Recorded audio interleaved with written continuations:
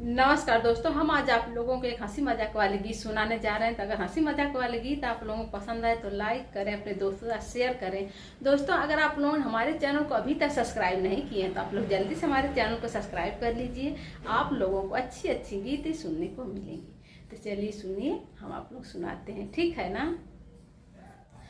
धनिया बनलू कमर कर धनिया, हंसी हंसी जनवा मरलू ना। धनिया बनलू कमर कर धनिया, हंसी हंसी जनवा मरलू ना।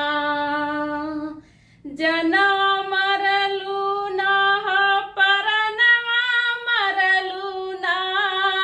गोरी धनिया बनलू कमर कर धनिया, हंसी हंसी जनवा मरलू ना।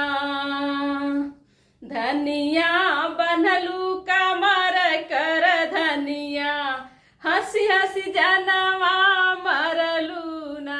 बाग में कहलू उहाँ ना अइलू, बाग में कहलू उहाँ ना अइलू।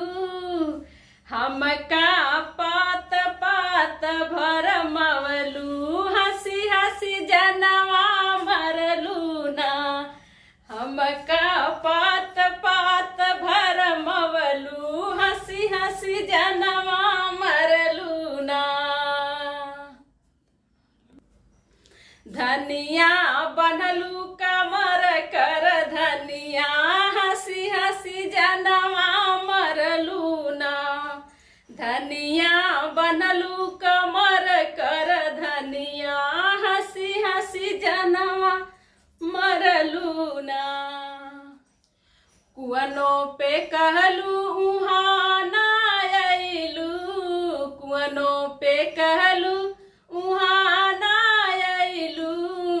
हमका ताल ताल भरमवलू, हमका ताल ताल भरमवलू, हंसी हंसी जनवा मरलू ना। हमका ताल ताल भरमवलू, हंसी हंसी जनवा मरलू ना। धनिया बनलू कमर कर धनिया, हंसी हंसी जनवा मरलू ना। धनिया बनलू कमर कर धनिया, हंसी हंसी जनवा मरलू ना। सेज पे कहलू उहाँ ना अइलू, सेज पे कहलू उहाँ ना अइलू। हमका महल महल भरमवलू, हंसी हंसी जनवा मरलू ना।